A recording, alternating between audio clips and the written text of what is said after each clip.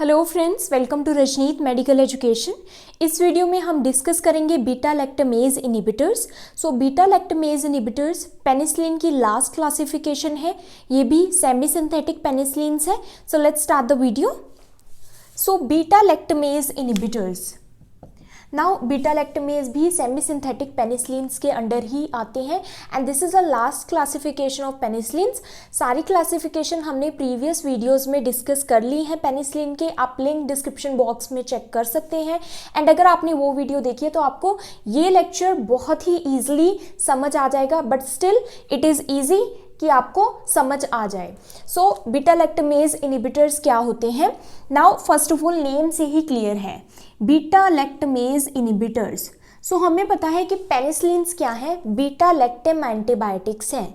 Beta lactam antibiotics का मतलब है कि पेनिसिलिन्स के पास बीटा लैक्टम रिंग होती है जो कि एंटीबायोटिक या फिर एंटीबैक्टीरियल एक्शन परफॉर्म करती है एंड बैक्टीरिया को किल करती है। पेनिसिलिन्स की तरह और भी कई एंटीबायोटिक्स बीटा लैक्टम एंटीबायोटिक्स हैं जिनके पास बीटा लैक्टम रिंग होती है। नाउ कई माइक्रो ऑर्गेनिजम्स ने, कई gram positive gram negative micro organisms ने रेजिस्टेंस डेवलप कर लिया था। उन्होंने क्या किया था, एक एंजाइम सिक्रीट किया था जो कि बीटा लैक्टम एंटीबायोटिक्स को इनएक्टिवेट कर देता था।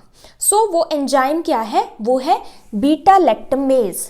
अगर ASE लगा है तो उसका मतलब है एंजाइम। बीटा लैक्टमेज एंजाइम, बहुत सारे gram positive gram negative bacteria इस एंजाइम को सिक्रीट करते हैं ताकि जो पेनिसिलिन्स है वो इनएक्टिवेट हो जाए।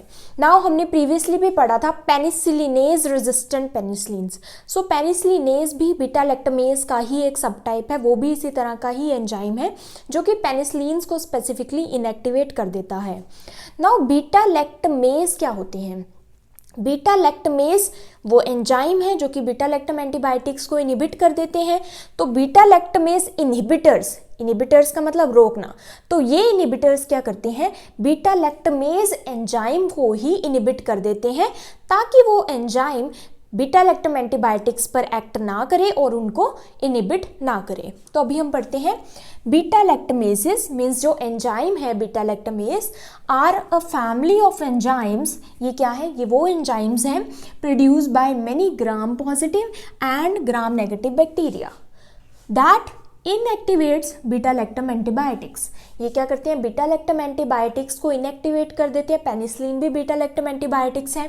Bye opening the beta lactam ring, by opening means जो बीटा लैक्टम रिंग होती है, वो रिंग कुछ इस तरह से होती है। This is suppose beta lactam ring. तो इस रिंग को ये ओपन कर देते हैं, ओपन कर देते हैं जिससे बीटा लैक्टम एंटीबायोटिक्स इनएक्टिवेट हो जाती हैं। बीटा लैक्टमेजेज एंजाइम का क्या एक्शन है कि ये बीटा लैक्टम रिंग को ओपन कर देते हैं। कैसे?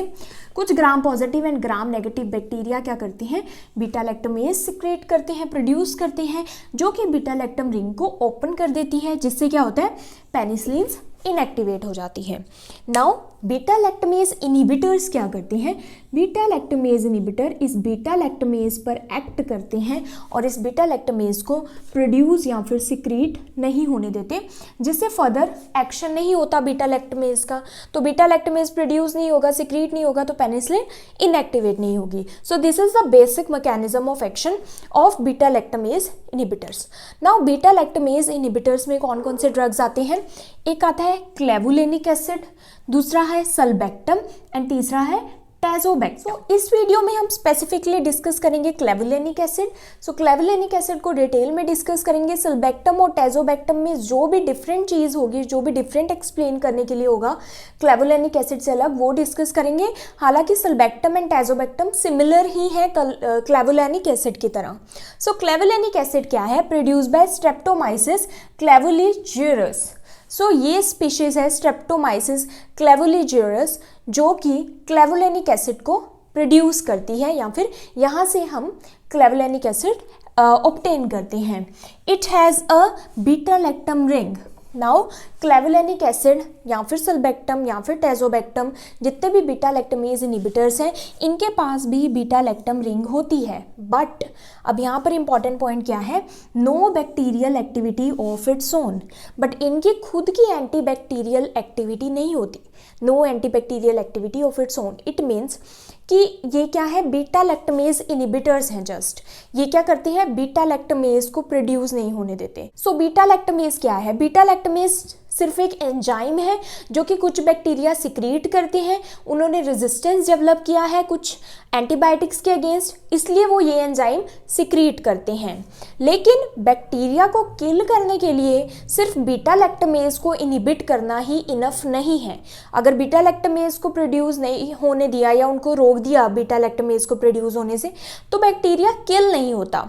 तो इसलिए इसकी खुद की एंटीबैक्टीरियल एक्टिविटी नहीं है। एंटीबैक्टीरियल मतलब ये बैक्टीरिया के अगेंस्ट वर्क नहीं करता, बैक्टीरिया को किल नहीं करता, उसकी ग्रोथ को नहीं रोकता। इसलिए जो बीटा लैक्टमेज इनिबिटर्स हैं ये हम क्या करते हैं, दूसरे जो एंटीबायोटिक्स हैं, दूसरे पेनिसिलिन्स हैं, उनके साथ कॉम्बिनेशन में देते हैं। ताकि क्योंकि हमने जितनी भी पेनिसिलिन्स पढ़ी वो क्या थी, जो ये बीटा लैक्टमेज एंजाइम है या फिर पेनिसिलिनेज एंजाइम है उसके अगेंस्ट वर्क नहीं करती थी। अगर ये सिक्रीट होता तो वो पेनिसिलिन इनएक्टिवेट हो जाती थी।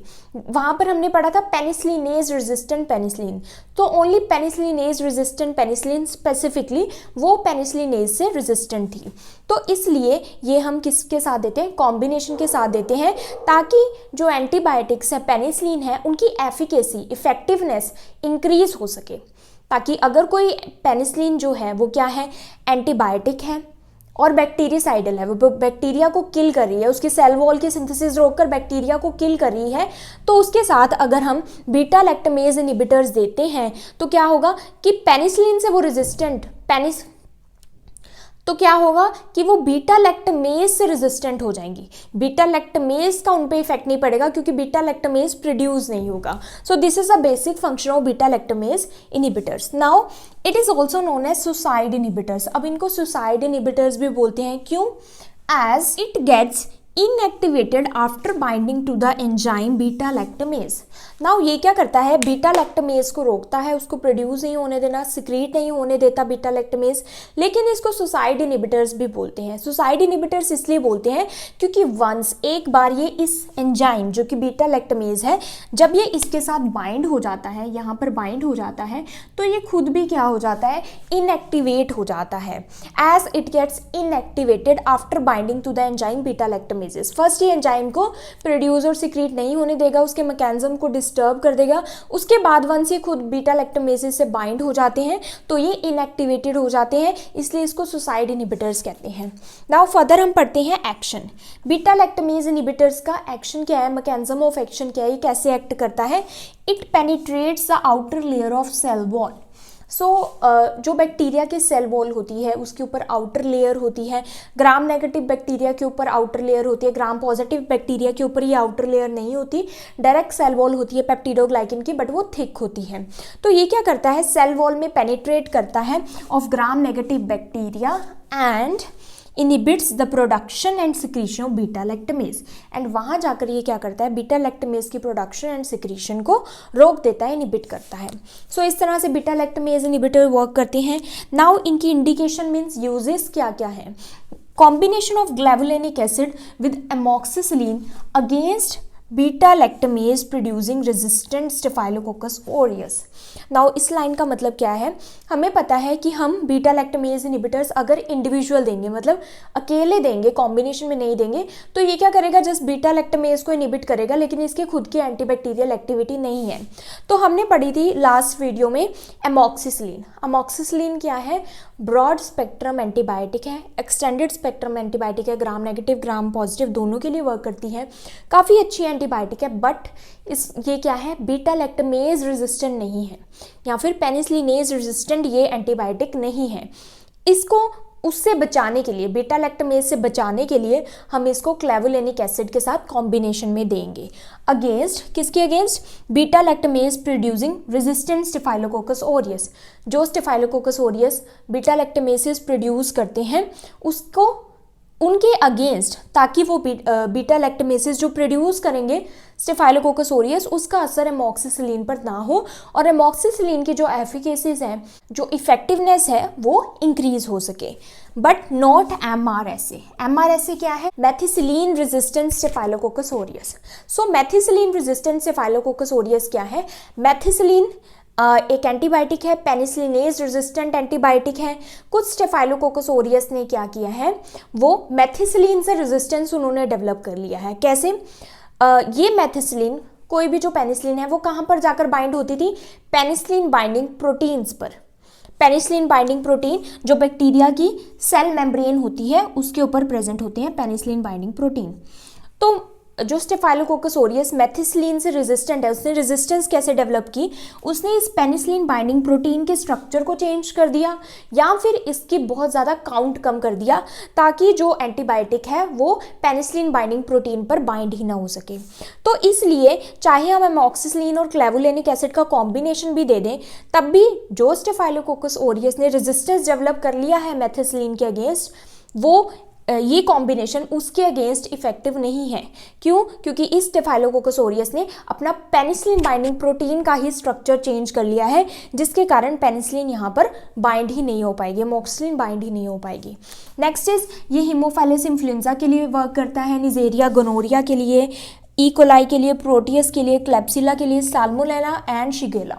सो जो एमॉक्सिसिलिन जिन जिन बैक्टीरियाज पर एक्ट करती थी, अब वो एक्शन उसका इंक्रीज हो जाएगा क्योंकि बीटा लैक्टमेज का असर एमॉक्सिसिलिन पर नहीं होगा अगर हम क्लेवुलेनिक एसिड के साथ कॉम्बिनेशन में देते हैं।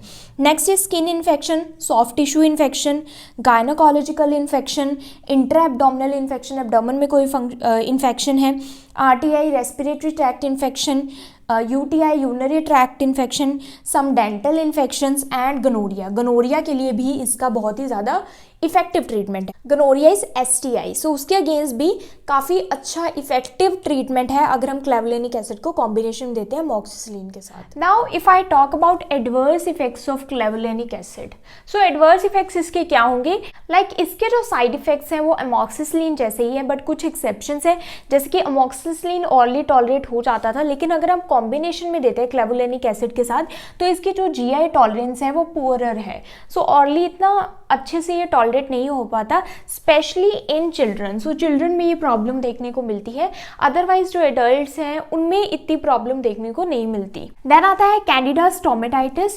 सो स्टोमेटाइटिस भी देखने को इससे मिल सकता है। स्टोमेटाइटिस क्या होता है कि जो हमारा माउथ है उसकी इनर लाइनिंग में इन्फ्लामेशन हो जाती है, जिससे सोर्स होते हैं माउथ में, तो वो इसका एडवर्स इफेक्ट हो सकता है। देन वेजिनाइटिस हो सकता है, वेजिनाइटिस इज वेजाइनल इन्फ्लामेशन भी हो सकती है। देन रैशेज हो सकते हैं।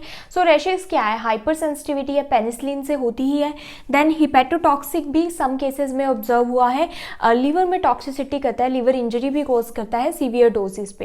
देन आते हैं हमारे इसके डोज। नाउ डोज क्या होगी, मैंने बताया था कि गनोरिया के लिए इसका जो ट्रीटमेंट है वो परफेक्ट है, काफ़ी इफेक्टिव है, तो इसमें हम सिंगल डोज यूज़ करते हैं। एमॉक्सिसिलिन उसमें 3 ग्राम होता है, क्लेवुलेनिक एसिड 0.5 ग्राम एंड प्रोबेनिसिड क्या है, प्रोबेनिसिड एक ड्रग है जो कि गाउट के लिए यूज़ होती है या फिर किडनी स्टोन्स के लिए यूज़ होती है।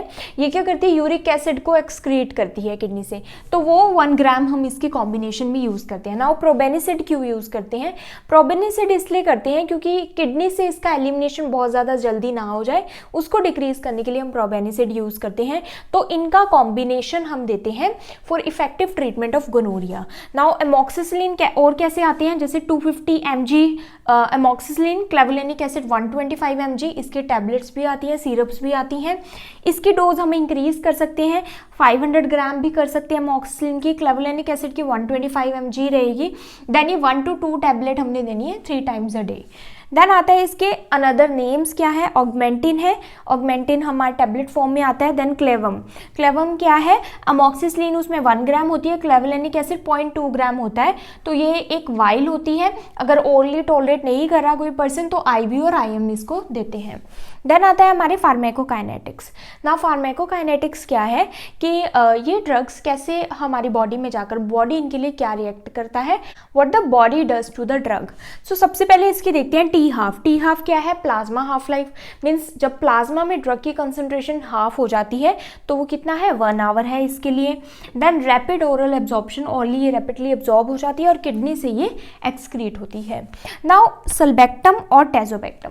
सल्बैक्टम और टेजोबैक्टम बिल्कुल सिमिलर है क्लेवुलिनिक एसिड के, बट कुछ एक्सेप्शंस है, जैसे कि सल्बैक्टम क्या है, गिवन पेरेंटरली, सो ये ऑरली बिल्कुल टॉलरेट नहीं होता, इसलिए इसको पेरेंटरली देते हैं, इंट्रामस्कुलर या फिर इंट्रावेनसली देते हैं। नाउ इसको किसके साथ कंबाइन करते हैं, एम्पिसिलिन के साथ, और क्लेवुलिनिक एसिड को हम एमॉक्सिसिलिन के साथ कंबाइन करते थे। तो जिन ड्रग्स की फार्माकोकाइनेटिक सिमिलर होगी उनके साथ कंबाइन करेंगे, जैसे कि सल्बैक्टम और एम्पिसिलिन फार्माकोकाइनेटिकली सेम है। सो इसमें जो डोज होगी वो क्या होगी, 1 ग्राम एम्पिसिलिन प्लस 0.5 ग्राम सल्बैक्टम, इंट्रामस्कुलरली या फिर इंट्रावेनसली देंगे 6 to 8 आवर्ली। देन हमारा आता है टेजोबैक्टम। टेजोबैक्टम को हम कंबाइन करते हैं पिप्रासिलीन के साथ। सो पिप्रासिलीन हमें पता है कि ये यूरेडो पेनिसिलिन है, ब्रॉड स्पेक्ट्रम पेनिसिलिन है, जो कि मैंने अपनी प्रीवियस वीडियो में एक्सप्लेन किया था। तो इसकी डोज रहेगी 4 ग्राम और 0.5 ग्राम हम टेजोबैक्टम देंगे साथ में। तो ये देते हैं हम intravenously over 30 minutes, mean slowly intravenously देते हैं एंड 8 आवर्ली इसको हम एडमिनिस्टर करते हैं। So for more videos of pharmacology, you can check the link in description box, and you can also go to the playlist of pharmacology. And if you understood this video, please like, subscribe and share my channel. Also do support women empowerment. Thank you for watching.